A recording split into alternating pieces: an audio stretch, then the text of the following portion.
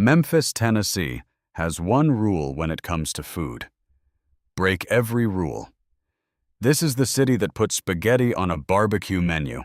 That smoked a Cornish hen whole. That sold beans on bread and called it lunch. That invented a burger during the Depression and never looked back. Memphis doesn't follow food trends. Memphis buries them.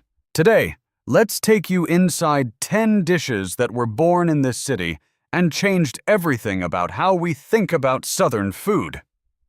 Welcome to Dish Atlas. Let's decode this. Let's start with a fight.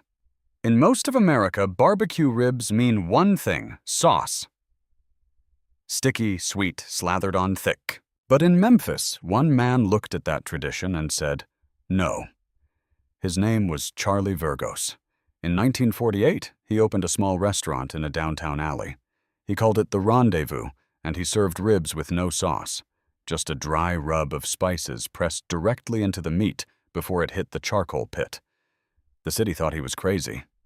Then they tasted it. The dry rub, paprika, garlic, oregano, celery salt, creates a crust on the outside that locks in the fat and smoke underneath. No sauce to hide behind. Every flaw exposed, every bit of flavor amplified. Charlie Vergos didn't just make ribs, he made a statement. Memphis barbecue doesn't need a safety net. It stands on its own. The Rendezvous is still open. The ribs are still dry. And Memphis is still winning the argument. Here is a sentence that should not exist. Barbecue spaghetti. And yet, somewhere in Memphis, in the 1950s, somebody looked at a pot of leftover pulled pork and a pot of leftover tomato sauce and made a decision that would permanently confuse Italian Americans and delight everyone else. The dish is believed to have originated at Brady and Lil's restaurant on Beale Street, where Pitmaster's smoked pork found its way into a tomato sauce almost by accident. It was later popularized at the Bar-B-Q shop on Madison Avenue, a no-frills Memphis institution that has been feeding the city since 1981. Their version layers slow-smoked pulled pork directly into a tangy, smoky tomato-based sauce and serves it over pasta. It is barbecue.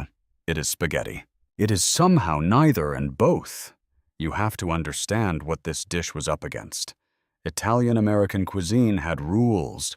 Southern barbecue had rules. Memphis looked at both sets of rules and combined them anyway. Food critics didn't know what to do with it. Food tourists drove hundreds of miles for it. Barbecue spaghetti is the perfect Memphis food because it doesn't ask for your permission. It just exists proudly, defiantly, on a plate. Memphis barbecue is built on pork. Everyone knows that. But Raymond Robinson didn't care. In 1977, Robinson opened Cozy Corner in a converted service station on North Parkway. He put a whole Cornish game hen on the pit, smoked it low and slow until the skin turned mahogany and the meat fell clean off the bone. Nobody was smoking whole game hens in Memphis. Nobody was doing it anywhere. Cozy Corner did it anyway. The hen absorbs smoke differently than a rack of ribs. Smaller mass, more surface area, higher fat-to-meat ratio in the skin. The result is something almost impossibly juicy. A bird that tastes like it was designed specifically for a wood-fired pit. Raymond Robinson passed away in 2001. His family kept Cozy Corner open. The Cornish hen is still on the menu. The line outside is still long. Some things don't need to be fixed. You did not expect to find tamales in Memphis. That's exactly the point. The Mississippi Delta tamale is one of the great food mysteries of the American South. Corn masa, seasoned meat steamed in a corn husk, it is unmistakably Mexican in origin. So, what is it doing at roadside stands and meat markets across Memphis and the Delta? The leading theory traces back to the early 20th century when Mexican migrant workers came to the Mississippi Delta to work the fields alongside black sharecroppers. The tamale crossed cultural lines. It got absorbed. It got adapted. Memphis Delta tamales are smaller than their Mexican cousins.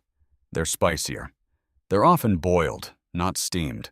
They show up at gas stations wrapped in paper, and they have been showing up that way for over 100 years.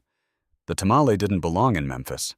Memphis adopted it anyway. Now it belongs to everyone. Some restaurants serve food. Some restaurants serve history. The four-way does both, not on the same plate. Founded in 1946 by Clint and Irma Thomas in South Memphis, the Four-Way became more than a restaurant during the Civil Rights era. It was a gathering place, a safe space. Medgar Evers ate here.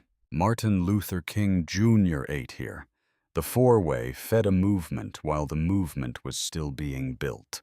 The food is soul food in its most essential form. A meat, fried chicken, oxtail, catfish, 3 sides, candied yams, black-eyed peas, macaroni and cheese, collard greens. It is called the Four-Way plate because you choose 4 elements. Simple math, but what arrives at the table is anything but simple. The Four-Way survived urban renewal, economic downturns, and the slow erasure of Black-owned businesses across Memphis. It is still open. The food is still made the same way because some things are worth protecting. The word world famous gets thrown around a lot in food. Gus has earned it. The story starts not in Memphis, but in Mason, Tennessee, a small town 40 miles north of the city. In the 1950s, Napoleon Bonner started frying chicken out of a tiny roadside shack. His son Gus took it over. The recipe stayed the same.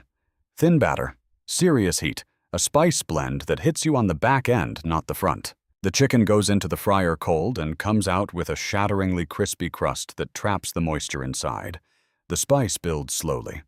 By the 3rd bite, you understand. Memphis discovered Gus's. Then the food world discovered Gus's.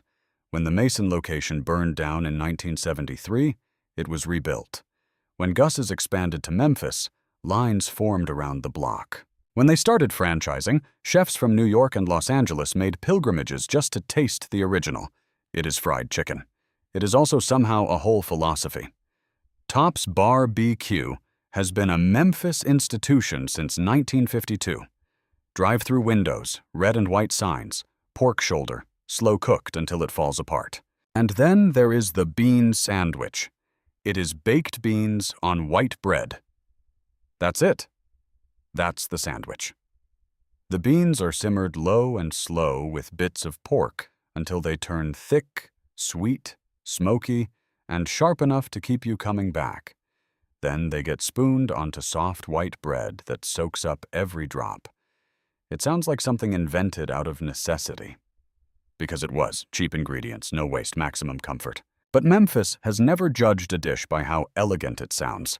The bean sandwich lasted because it fed working people fast, cost almost nothing, and still delivered barbecue flavor without barbecue prices.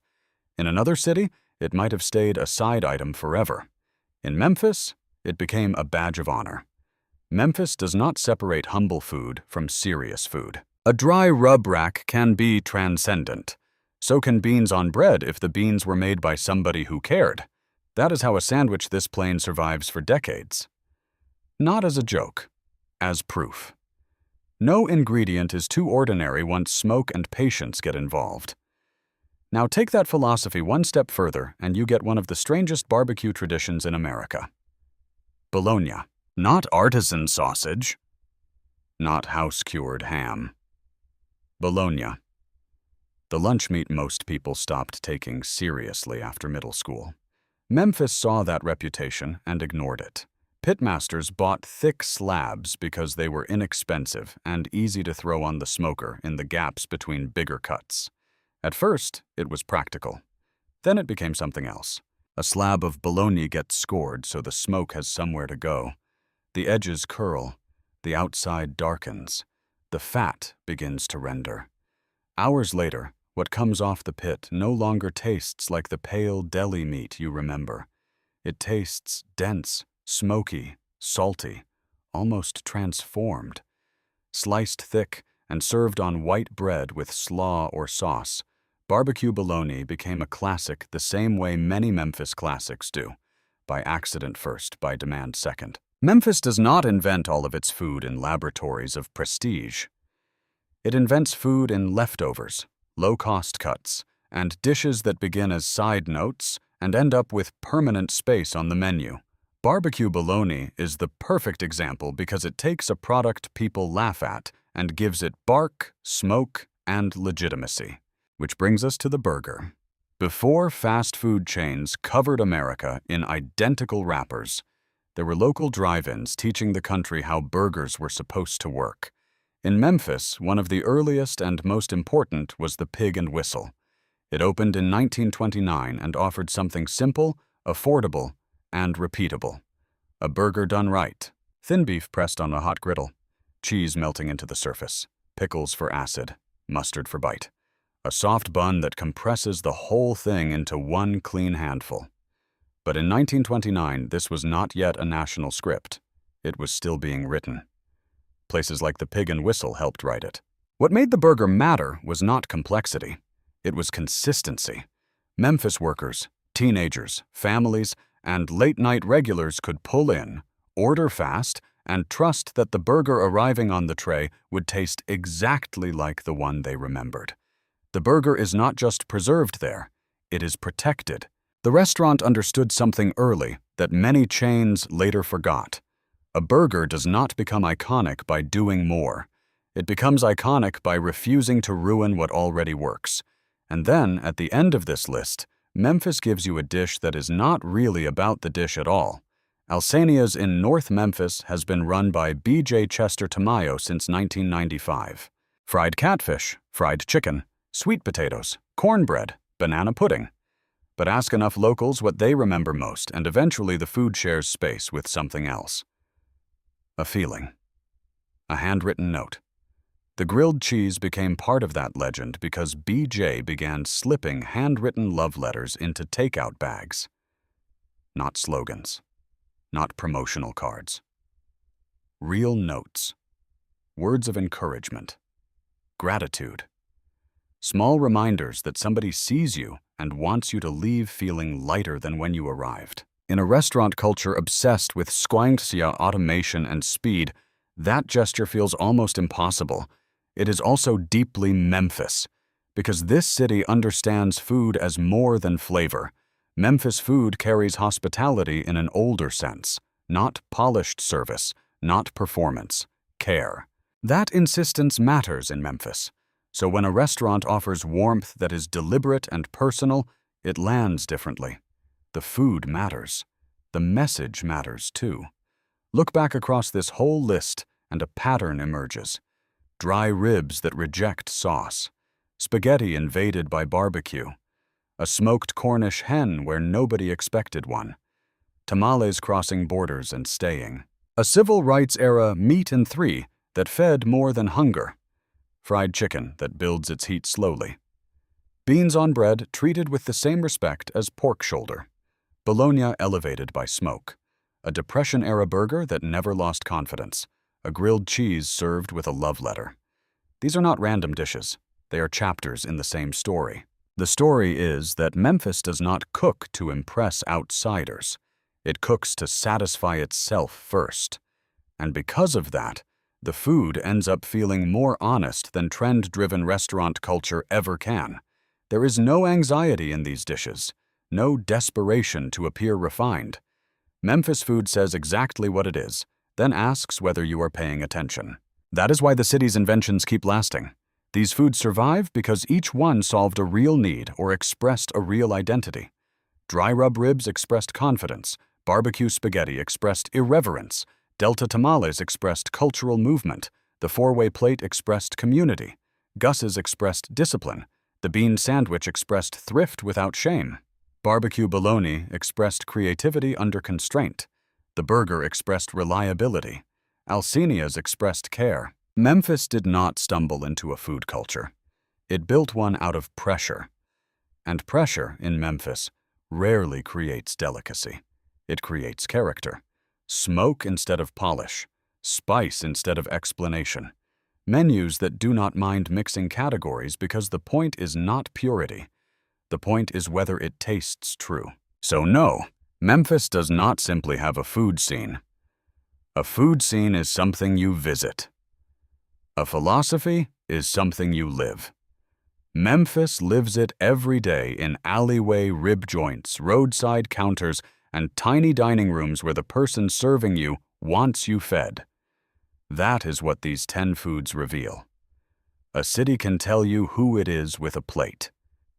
And Memphis has been talking for a long time. Stay curious. Subscribe to Dish Atlas so you never miss a story like this one.